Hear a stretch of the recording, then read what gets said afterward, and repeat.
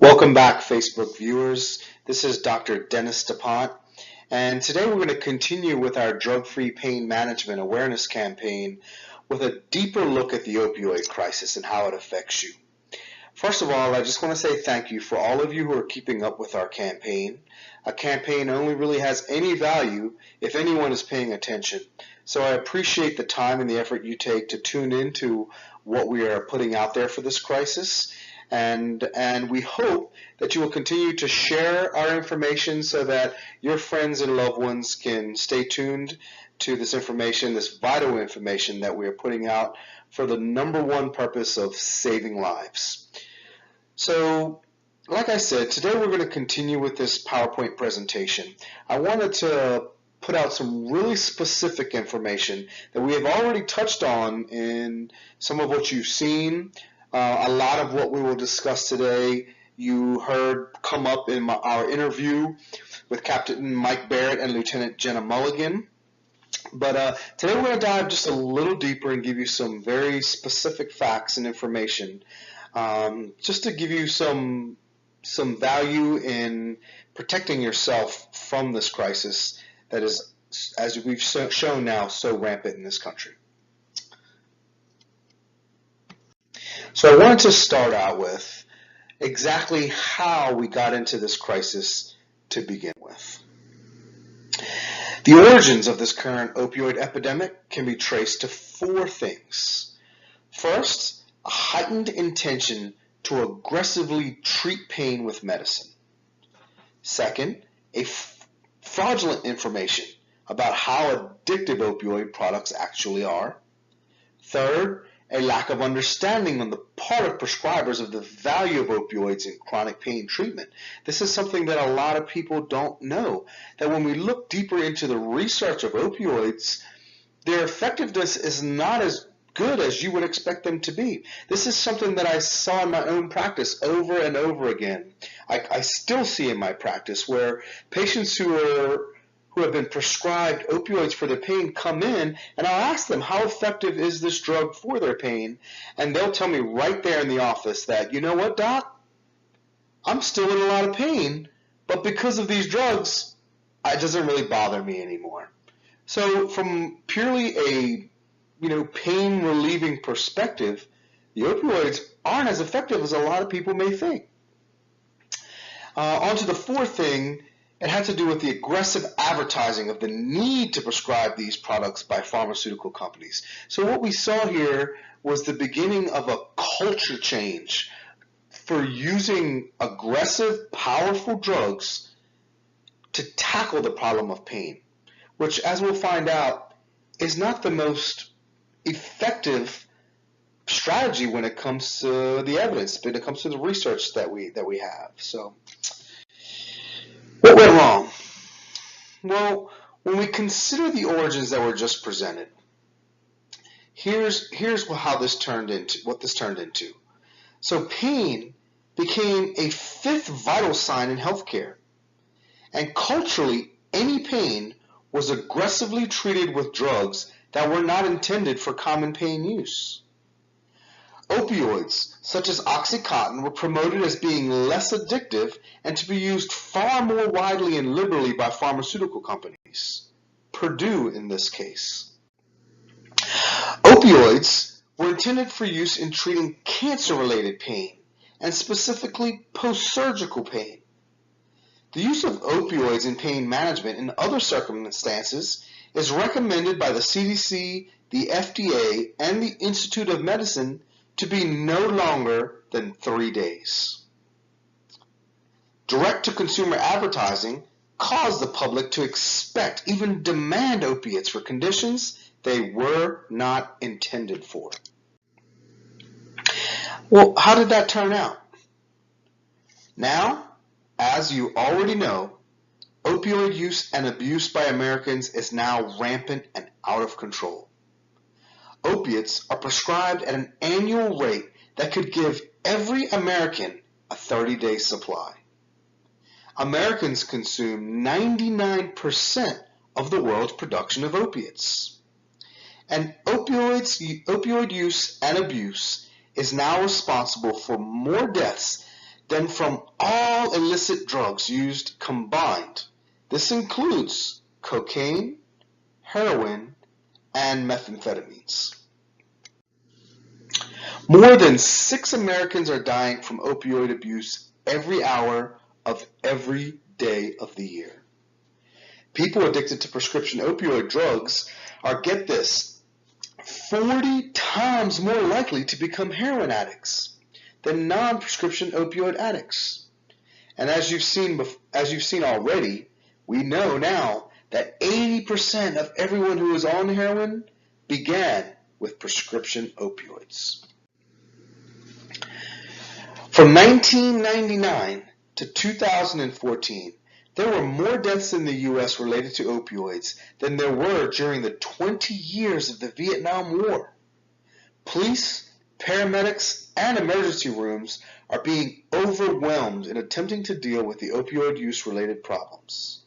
Americans of all races, ethnicities, ages, gender, and economic groups are having their lives, and many times the lives of their family members, destroyed by the opioid epidemic. Fueled by drug-related offenses, the United States now incarcerates a greater number of people and a greater percentage of its population than any other nation on earth. What can you do about this crisis? Let's take a closer look. The opioid crisis has many points of origin and many manifestations. Each and every one of them must be addressed to counter this scourge. In your home, this is a very important point. Look for any old prescription supplies of opioid-containing products and dispose of them at a local drug drop-off location.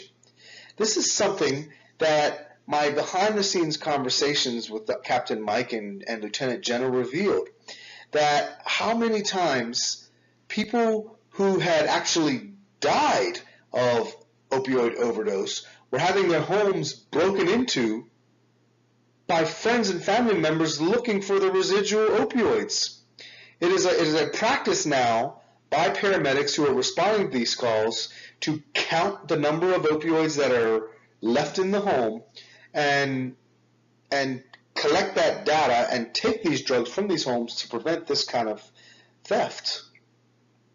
And here you go, the theft of leftover legitimately provided drugs by addicts is a very common occurrence. You can assure your home is not a part of that supply chain by following these recommendations to dispose of these drugs.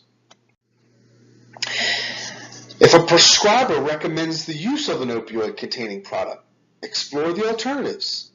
Non-opioid products are available, and you should ask about them.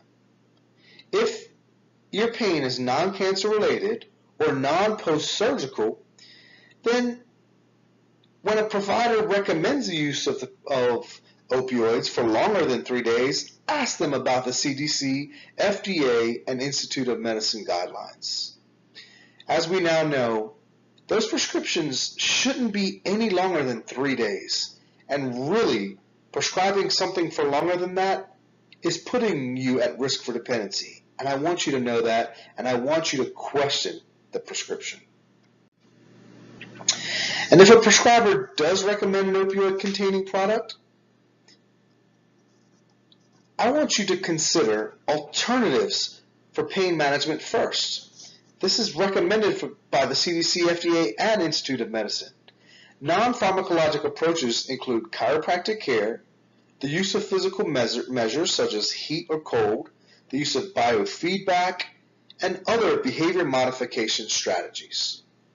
If a specific circumstance calls for the use of a prescription opioid product, ask yourself with every dose of the medication, do I need this at this moment?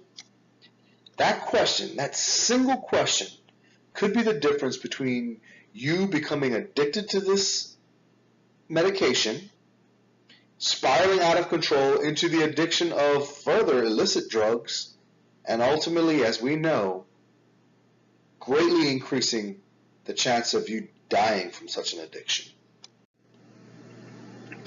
As obvious as it sounds, everyone needs to be reminded that opioids are powerful drugs with a high propensity for addiction.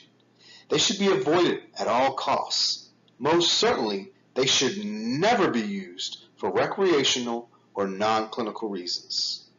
Talk to your family, your neighbors, and those in your social circles about the opioid epidemic. This is not a problem confined to the other side of the tracks. This is an equal opportunity problem without regard for race, color, creed, religion, age, sex, or economic status. Here's a look at some more resources that are available to you, your family, and your community. I want you to learn more about the opioid epidemic and how you can get involved and make a difference. Please take some time to write these links down, and I will provide them with this post so that you can click on and look further into the resources of the Department of Health and Human Services, the Department of Justice, and the American Nurses Association. The Foundation for Chiropractic Progress has also developed 2 publications to help understand and address the opioid epidemic. These can be accessed here. We will be releasing the second soon. The first we are proud to release today, and we will spend some time over the next week in further looking at this paper, which I'm not going to get into now, but I will make available for you to get a first-hand peek. But know that later this week and more next week, we will be digging deeper into this position paper that has been released to offer real solutions to combating this problem, both on a personal level and a professional level. Here's my top 8 things I want you to remember, the top takeaways for this presentation. First, please don't ever forget how highly addictive opioid products are, and that they are designed for cancer-related pain and post-surgical pain only. The use of these products should be avoided whenever possible. Opioids are not intended to address chronic pain. CDC, FDA, and the Institute of Medicine recommend no more than 3 days use for non-cancer, non-surgical pain. The CDC, FDA, and Institute of Medicine all have developed guidelines that strongly recommend non-pharmacologic approaches to pain as the first-line response to pain management. Opioid addiction knows no bounds. It is an equal opportunity tragedy waiting to strike anyone in any situation in any community. In the time we have spent in this discussion, another 4 or 5 Americans have died of opioid use and abuse. Do your part to help stop this carnage. You can play a part in addressing this crisis for yourself, your family, and your community. Here's how. Get rid of leftover prescription drugs, especially opioids. Engage your prescribers about the use of non-pharmacologic approaches and non-opioid approaches whenever they recommend the use of an opioid-containing product. Talk to your friends and neighbors about this problem. We have all been told, relative to public safety, that when we see something, we should say something. This advice applies now that you know better. There are resources and healthcare providers, such as your chiropractor, to help you avoid the need for drug-based pain control and management. And finally, as Oprah Winfrey famously advised us, when you know better, you do better. We need to do better for ourselves, our families, and our communities. Thank you again for your time and your attention, as well as for your activism.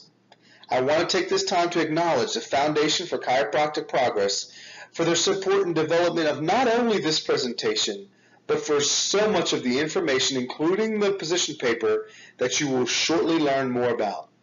Thank you again for joining us.